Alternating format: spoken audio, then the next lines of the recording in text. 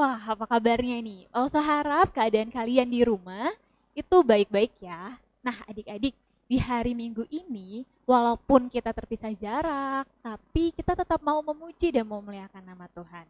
Kita mau angkat sebuah pujian, langsung mau undang kita semua untuk bangkit berdiri. Sudah semua ya? Kita mau angkat pujian dan kita mau siapkan hati kita untuk menyembah Tuhan.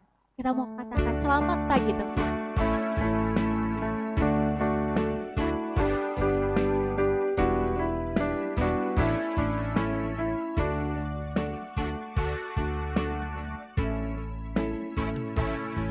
Selamat pagi Tuhan, tak lupa terima kasih. Tuhanlah pelihara kami setiap hari. Matahari bersinar, burung-burung bernyanyi, bertambah-tambah cintanya. Katakan sekali lagi. Selamat pagi Tuhan, tak lupa terima kasih. Tuhanlah pelihara kami setiap hari. Matahari bersinar, burung-burung bernyanyi, bertambah-tambah cintanya, bertambah-tambah cintanya, bertambah-tambah cintanya, bertambah-tambah cintanya, bertambah-tambah cintanya. Adik-adik, langsung mau tanya nih, kalau kita diciptain nih, punya dua tangan, punya dua kaki, dan kita juga diciptain mulut nih untuk kita berbicara. Langsung mau tanya sama adik-adik, apa sih gunanya Tuhan menciptakan dua tangan, dua kaki, dan juga ada mulut nih untuk berbicara? Ada yang tahu? Nah, boleh gak sih kita gunain tangan kita itu untuk cubit teman kita? Atau boleh gak kita gunain tangan kita ini untuk mukul kakak kita atau adik kita? Atau bahkan kita gunain kaki kita untuk nendang teman kita? Atau bahkan kita gunain mulut kita ini untuk ngejek teman-teman kita atau ngejek adik kita? Boleh gak kira-kira? Coba adik-adik, langsung mau dengar jawaban adik-adik. Yang keras ya. Boleh gak? Nah, gak boleh, benar sekali. Kita gak boleh mempergunakan tangan kita, kaki kita, dan mulut kita untuk hal-hal yang tidak baik. Seperti pujian ini. Pujian yang akan kita sampaikan ini mengajarkan kita bahwa kita punya dua tangan, punya dua kaki, dan punya mulut itu berguna untuk memuji Tuhan. Nah, adik-adik, kita juga mau angkat satu pujian yang mengatakan bahwa tanganku kerja buat Tuhan.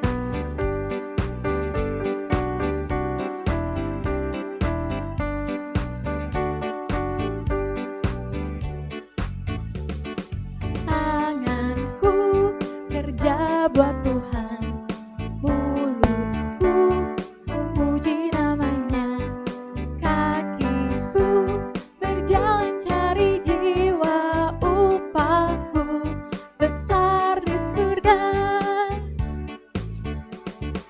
Tanganku kerja buat Tuhan, mulutku puji namanya, kakiku berjalan cari jiwa, upahku besar di surga. Sekali lagi.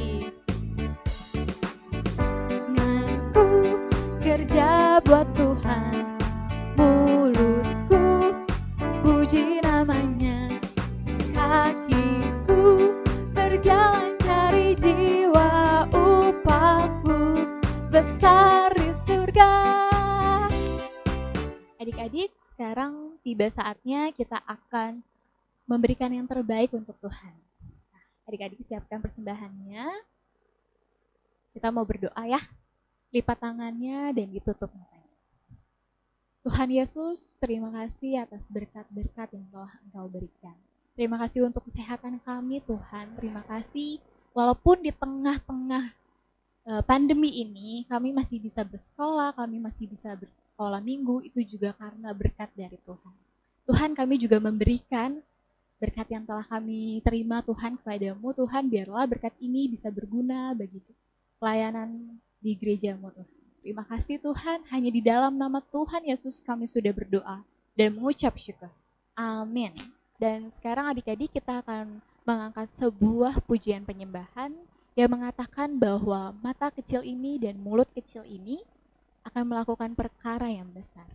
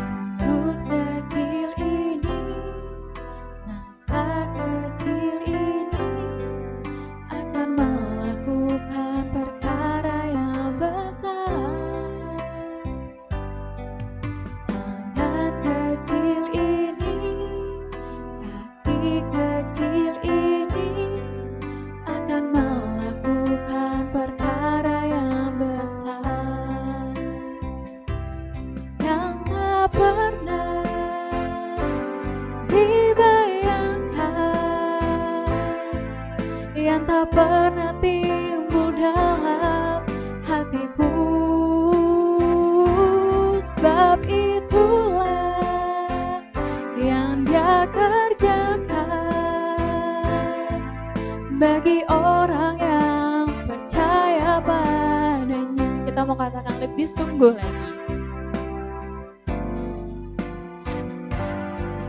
Mata kecil ini, mulut kecil ini akan melakukan perkara yang besar.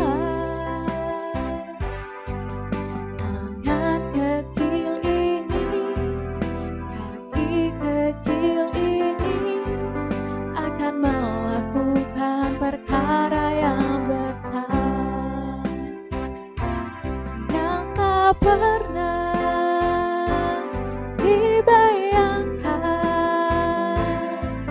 yang tak pernah timbul dalam hatiku. Sebab itulah yang Dia kerjakan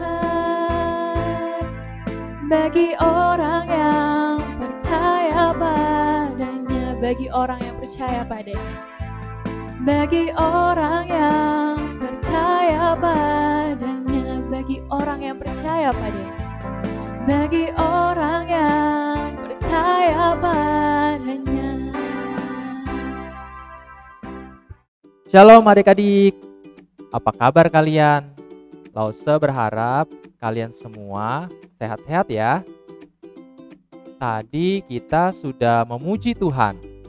Dengan penuh sukacita, kita sudah memuji Tuhan. Sekarang saatnya kita akan mendengarkan firman Tuhan. Mari kita berdoa sebelum kita mendengarkan firman Tuhan. Tuhan Yesus yang baik, kami bersyukur karena hari ini kami boleh datang untuk beribadah kepada Tuhan. Kami sudah memuji nama-Mu, dan saat ini kami ingin mendengar firman-Mu. Berkatilah kami Tuhan, agar kami boleh mendengar firman-Mu dengan sungguh-sungguh. Berkati juga Lause yang akan menceritakan firman Tuhan. Terima kasih Tuhan untuk kasih-Mu dan untuk berkat kebaikan-Mu. Di dalam nama Tuhan Yesus kami berdoa. Amin.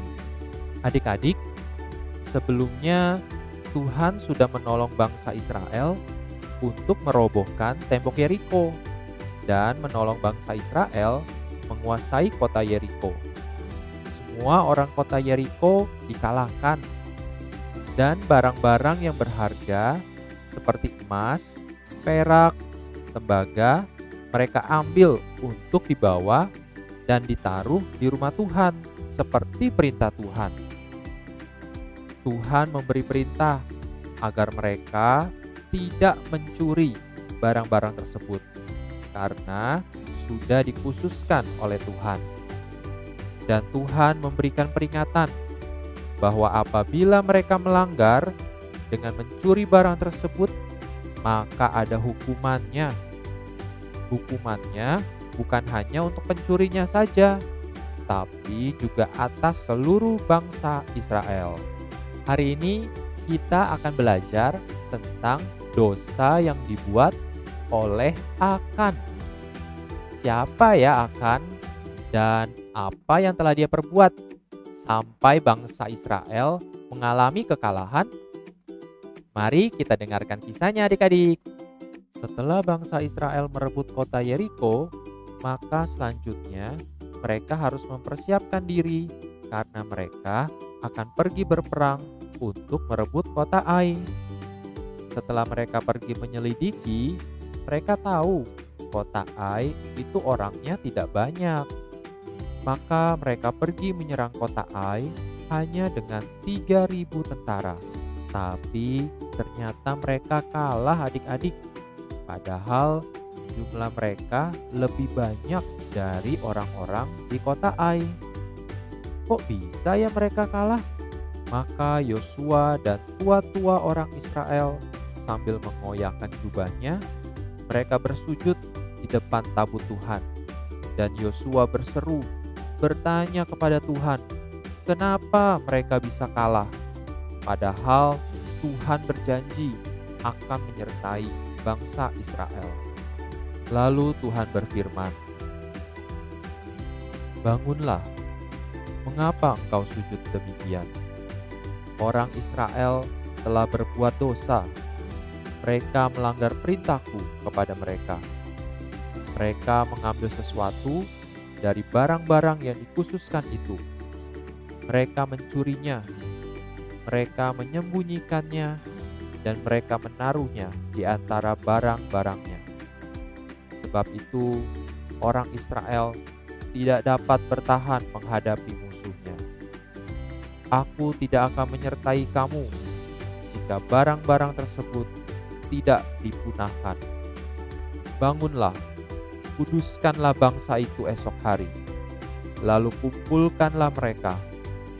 Aku akan menunjukkan siapakah orang yang telah mengambil barang-barang. Lalu Yosua melakukan seperti yang diperintahkan Tuhan. Esok harinya mereka berkumpul dan Tuhan menunjukkan siapa yang sudah mengambil barang-barang itu. Ternyata orang itu bernama Akan dari suku Yehuda. Akan berkata kepada bapa Yosua, benar, akulah yang telah mengambil barang-barang itu. Aku berdosa terhadap Tuhan. Aku melihat di antara barang-barang di Yeriko itu ada baju yang indah, ada uang perak, ada emas. Aku menyukainya, maka aku ambil. Kusembunyikan di dalam kemahku, di dalam tanah. Bapa Yosua menyuruh orang-orang pergi ke kemah Akan. Dan benar, di dalam kemahnya, di dalam tanah ditemukan barang-barang itu. Lalu Akan pun dihukum. Akan beserta keluarganya, bahkan ternaknya dihukum. Seluruh Israel melempari mereka dengan batu. Mereka dibakar dengan api dan dilempari dengan batu. Sesudah itu, didirikanlah di atas tempat Akan suatu timbunan batu yang besar sebagai peringatan supaya orang Israel jangan pernah berbuat dosa tidak taat. Lalu redalah murka Tuhan. Adik-adik, setelah mendengar firman Tuhan tadi, kita mungkin berpikir bahwa Allah kejam sekali. Tapi Tuhan kita bukan Tuhan yang kejam. Cerita ini malah mau mengingatkan kita bahwa kita punya Allah yang Maha Tahu dan adil. Dia benci terhadap dosa apapun. Jadi, kalau kita melanggar firman Tuhan, Tuhan menjadi sedih dan kecewa. Sama halnya kalau kita tidak melakukan perintah dari papa dan mama kita. kita malah melawan mereka, tentu mereka akan sedih dan kecewa, bahkan marah. Contohnya, kita tidak menghabiskan makanan yang sudah dimasak oleh mama. Padahal makanan itu adalah berkat Tuhan loh. Atau kita main game terus, padahal papa minta kita untuk istirahat. Atau kita berebut mainan dengan adik atau kakak kita sampai kita pukul-pukulan dengan dia. Seharusnya sesuai firman Tuhan bahwa kita harus taat. Tuhan mau kita taat karena semua itu demi kebaikan kita. Jika kita mengasihi Allah, maka kita pasti mau taat kepadanya. Sama juga kalau kita sayang kepada papa dan mama kita, maka kita pasti mau taat kepada mereka. Tapi jika kita tidak taat dan melakukan sesuatu atau bahkan melakukan dosa, maka ada akibat yang harus kita terima, yaitu hukuman. Maka adik-adik, mari kita hidup taat dan setia kepada Tuhan dengan melakukan perintah-perintahnya. Tapi jikalau kita berbuat dosa, maka kita harus minta ampun kepada Tuhan dan berjanji untuk tidak melakukan dosa lagi. Kita minta Tuhan tolong kita supaya kita bisa menang melawan dosa setiap hari.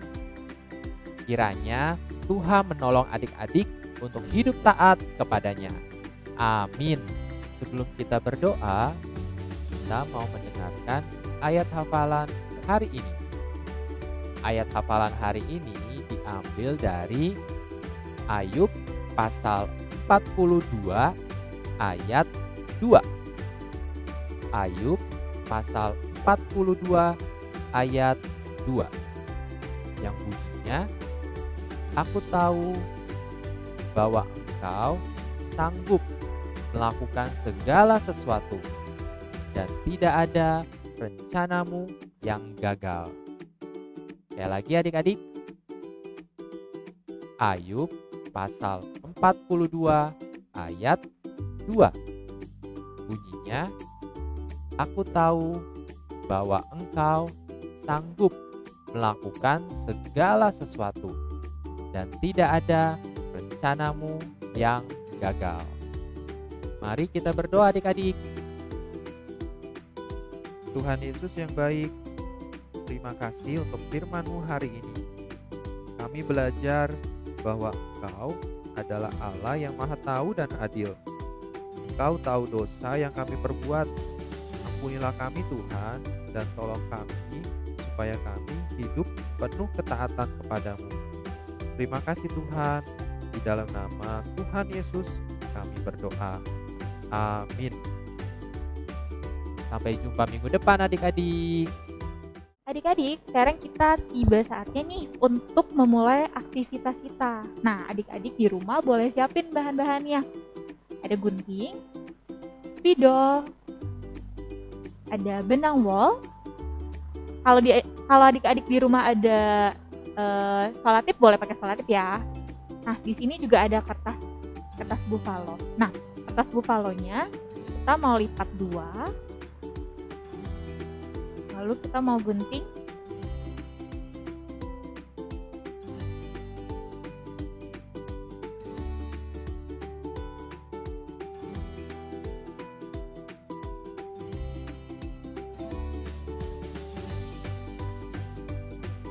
Nah, jadi seperti ini adik-adik. Nah, kalau sudah seperti ini, kita siapkan benang wolnya.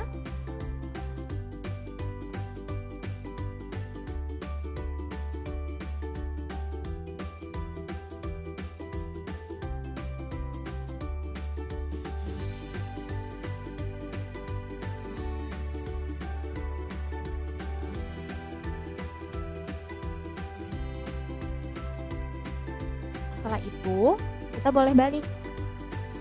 Nah, adik-adik boleh tuliskan kata-kata di sini. Ini.